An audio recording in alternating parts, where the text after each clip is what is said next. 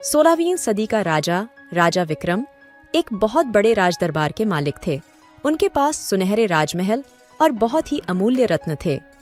एक दिन राजा ने अपने विशेष आत्मा से मिलने के लिए एक योगी को बुलवाया। योगी नामक व्यक्ति आए और राजा के सामने पहुंचे। भगवान, मेरा मन चाहता है कि मेरे राज्य में कुछ ऐसा हो जो इतिहास में अद्वितीय हो। राजा, एक ऐसा रत्न है जो आपके राज्य को अमिट धन से भर देगा। इसे महादीप कहा जाता है और यह शक्तिशाली मुझे है। वह महादीप चाहिए। आप मुझे उसे कहाँ मिलेगा?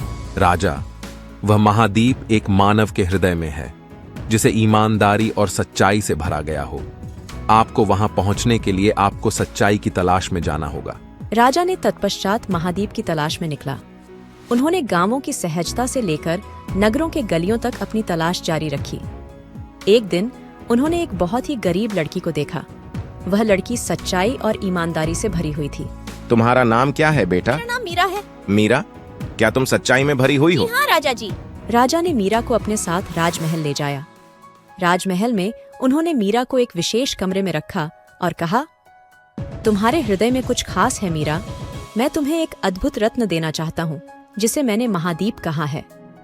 मीरा ने गरीबी और आत्मसमर्पण से भरा हुआ उसके हृदय को महसूस किया।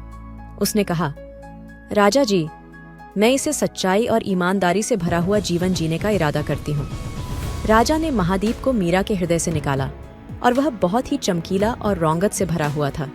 राजा ने देखा और महसूस किया कि वह अद्वितीय रत्न जो उन्होंने खोजा था, वह सच्चाई और ईमानदारी से भरे हुए जीवन का प्रतीक था।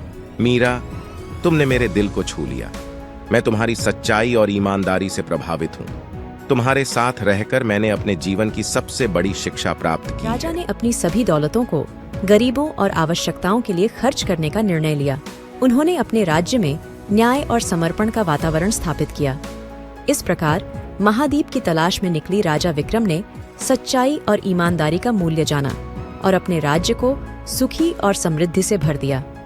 सुनहरे राजमहल की चमक से ज्यादा उनके हृदय का चमक राज्य को अद्वितीय बना दिया।